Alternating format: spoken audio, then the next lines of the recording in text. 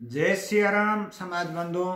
Doctor BL Kumawat Jaipur Rajasthan से जयपुर जिले के एक छोटे से गांव अचरोल से बिलोंग करता हूं।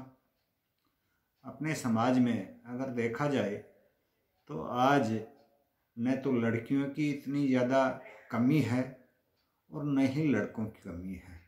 लड़की वाले लड़के ढूंढने में लगे हुए हैं और लड़के वाले लड़कियों के तलाश में हैं। और ये समस्या आई क्यों, इसका पहले के जो हमारे समाज के जो पटेल पंच होते थे वो परिवार का मेल खाते हुए और रिश्ता तय कर देते थे। होता तो था छोटी उम्र में ही, लेकिन वो परिवारों के विचारों का मेल बिठा करके रिश्ते तय कर देते थे और उसको सभी लोग मानते थे। आज थोड़ी सी परिस्थितियां बदली हैं।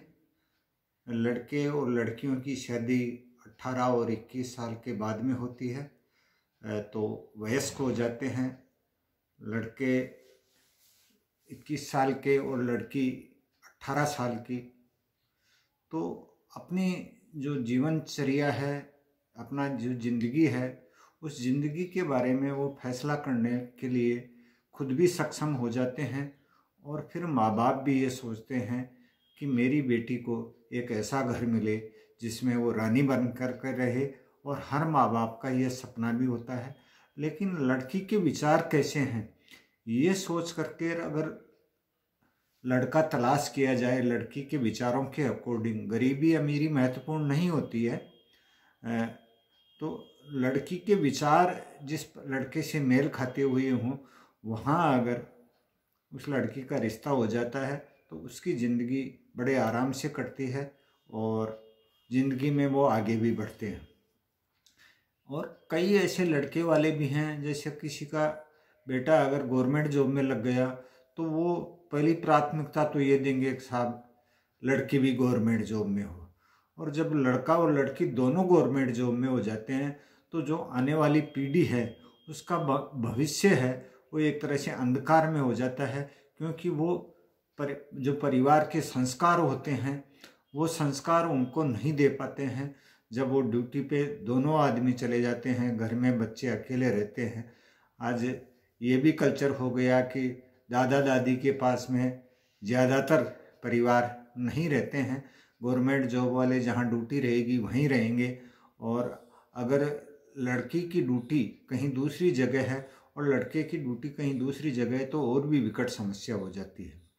तो मेरे विचार से मैं तो अगर लड़की गवर्नमेंट जॉब में है तो लड़का कोई बिजनेसमैन देखें। आज अगर देखा जाए तो जितनी भी लग्जरी लाइफ अगर कोई जीता है तो ज़्यादातर बिजनेसमैन ही जीते हैं।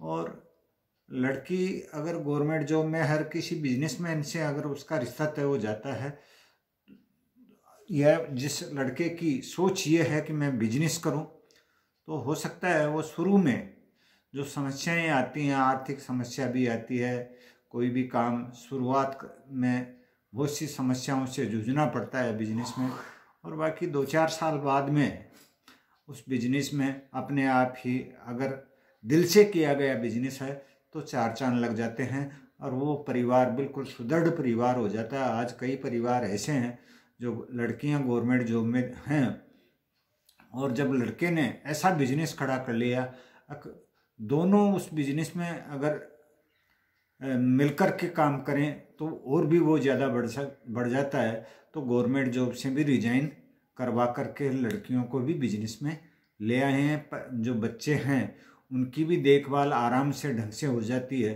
और इसी तरह से अगर कोई लड़का गवर्नमेंट जॉब में है तो उसको सामान्य महिला से शादी करनी चाहिए।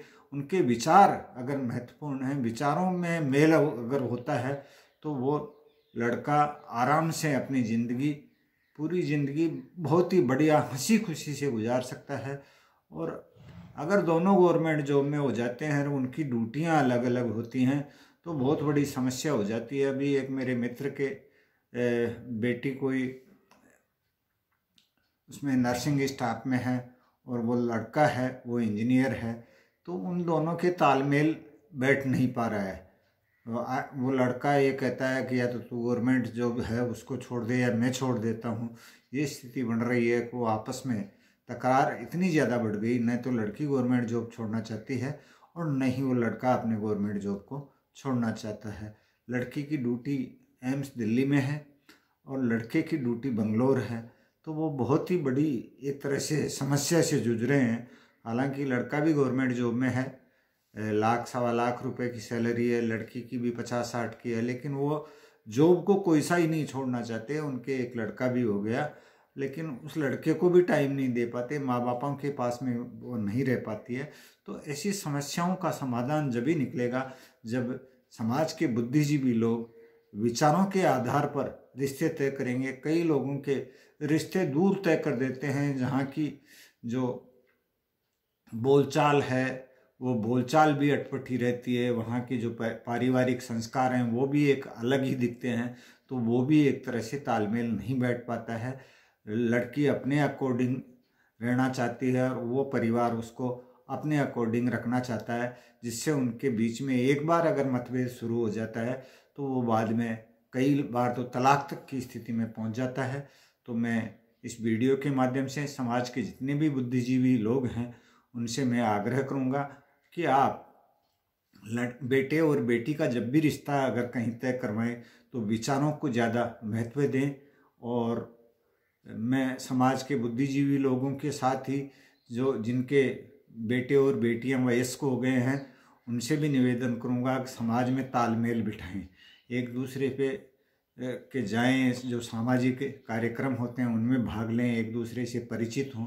ये परिचित अब एक दूसरे से परिचय न होने का भी एक तरह से रिश्तों में बहुत ही कठिन समस्या हो रही है। पहले के जो अपने पूर्वज थे वो जब शादी होती थी 2-2 3-3 दिन तक बारातें रुकती थी, तो उस गांव में जिस गांव में बारात जाती थी उस गांव का एक भी ऐसा दरवाज़ा नहीं होता था जहाँ समाज का कोई भी बंधु न जा कर के चाहे 10 मिनट ही बैठे एक दूसरे से परिचय होते थे। और कई बार तो शादियों में जो मृत्यु भोज होते थे उनमें कई नई सगाइयाँ तय हो जाती थी और दूसरे ही तय कर आते थे। आज जो भी माँ बाप हैं वो किसी समाज बंधु को जानते ही नहीं हैं, केवल रिश्तेदारों तक जाते हैं, तो रिश्तेदारों में उनके रिश्ते हो नहीं सकते और वो किसी दूसरे को जानते नहीं हैं। कई लोग उनको ऐसे भी फंसा देते हैं वो फिर पूरी ज़िंदगी उस बेटी की ज़िंदगी एक तरह से नरक बन जाती है या तलाक की समस्या तक भी पहुंच जाती है। तो बेटे और बेटियों के जब भी वयस्क हो जाएं, 16-17 साल 18 साल की अगर बेटी हो जाए तो रिश्तों की तलाश शुरू कर दें और समाज में मेलजोल बढ़ाएं, एक दूसरे से परिचय बढ़ाएं, जिससे रिश्ते होने की जो समस्या है उससे एक तरह से निजात मिलेगी। आप अगर किसी को जानते ही नहीं हैं तो रिश्ते कैसे तय होंगे। आप रिश्तेदारी तक सीमित न रहें। रिश्तेदारी में तो अगर आप न भी जाओगे तो भी वो आपके परिचित हैं, लेकिन समाज के और कोई जो भी कार्यक्रम होते हैं सामाजिक कार्यक्रम उनमें बढ़ चढ़ करके भाग लें। जय हिंद, जय समाज।